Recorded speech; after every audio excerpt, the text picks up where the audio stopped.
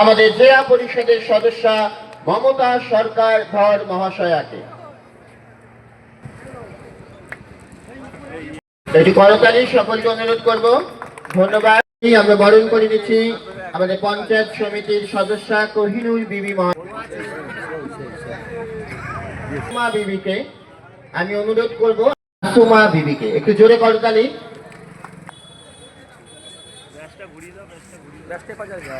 বাবুদা বিশিষ্ট সমাজসেবী মোহাম্মদ হোসেন সাহেবকে আহ্বান জানাই। বাবুদাকে প্লিজ।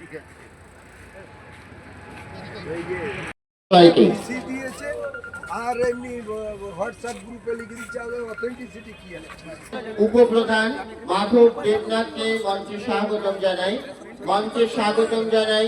আমাদের গ্রাম সভার সদস্য। আমাদের এই স্ট্রিট লাইনের যে বিধায়কের আর্থিক তহবিল থেকে আমাদের এই স্ট্রিট লাইটের উদ্বোধন হচ্ছে মাননীয় রথীন ঘোষ মহাশয় 7,93,440 টাকা ব্যয়ে আমাদের এই স্ট্রিট লাইটে তার বিধায়ক তহবিলের আমাদের দেখি সাইডে যাও।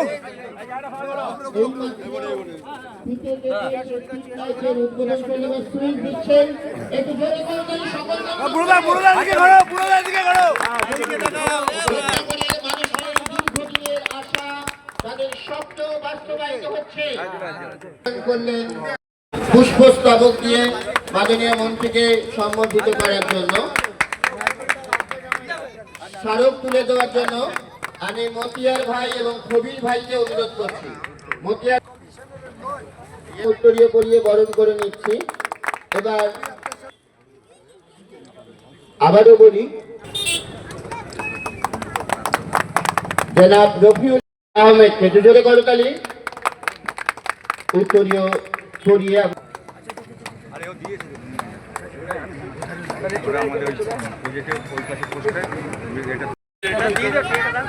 আমাদের আইএনটিটিউসি সেক্রেটারি মধ্যমগ্রাম স্টেশন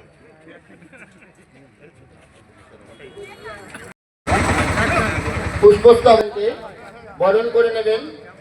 হোক থেমে গেছে শীতে, সবাই জড়সড় হয়ে গেছে। হোসেন সাহেবকে অনুরোধ করবো।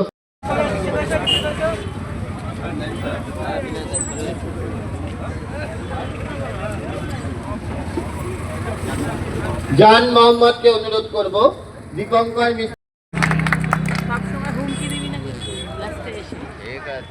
এবার আমরা বক্তব্য পর্যায়ে পৌঁছব।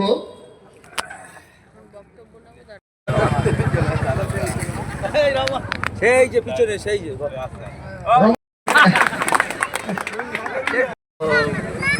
আলো, পানীয় জল, ড্রেনেজ সিস্টেম সব পৌরসভার মতো করেই হচ্ছে।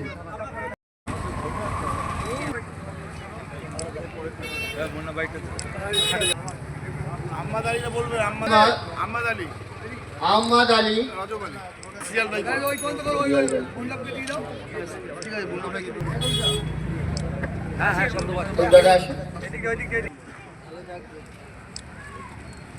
ভালোবাসা করবেন। আগামী দিনে চলার পথ তার ঠিক সেইভাবেই এগিয়ে যাবে। আমাদের প্রসারণ দপ্তরের ভারপ্রাপ্ত মন্ত্রী মাননীয় শ্রী রথীন ঘোষ মহাশয়কে তার মূল্যবান বক্তব্য রাখার জন্য। আজকের গ্রাম সভার সভাপতি একটু করতালির মধ্যে আজকের এই সেটা আপনারা এসে দেখেই বুঝতে পারছেন। আমার ভালো লাগছে, তাছাড়া আমার গ্রামবাসী সকলেরই ভালো লাগছে।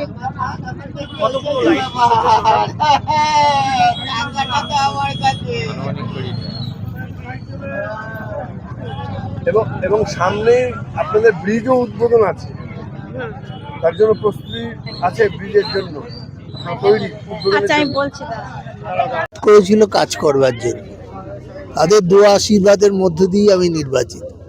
খুব নৈতিক দায়িত্ব হচ্ছে যে সেই এলাকার মানুষের জন্য যদি কিছু করতে পারি।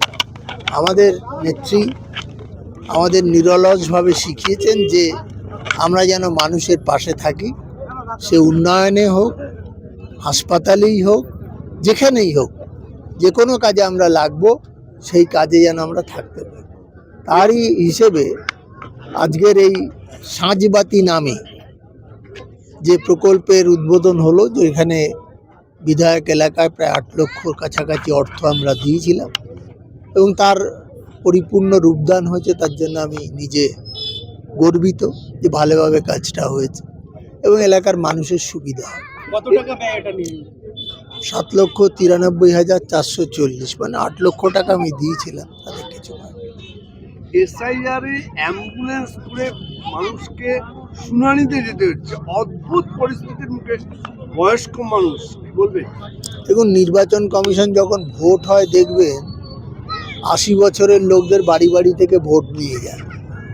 তাহলে সেই 80 বছরের লোকদের কেন নির্বাচন কেন্দ্রে টেনে পাঠাচ্ছে? সেখানে কেন আপনারা এই শুনানির ব্যবস্থা করেছেন? যে লোকটার বাড়িতে এসে ভোট নেন, তাহলে শুনানির দরকার হলে তার বাড়িতে এসে করুন।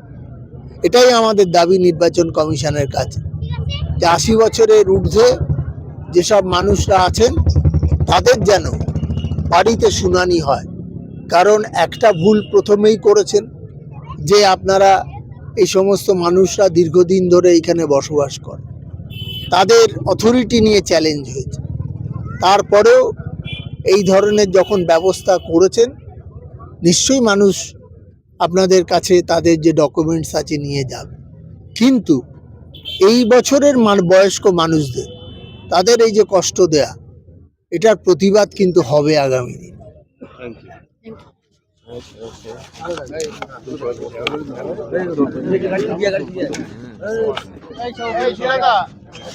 নীলগঞ্জ থেকে এসে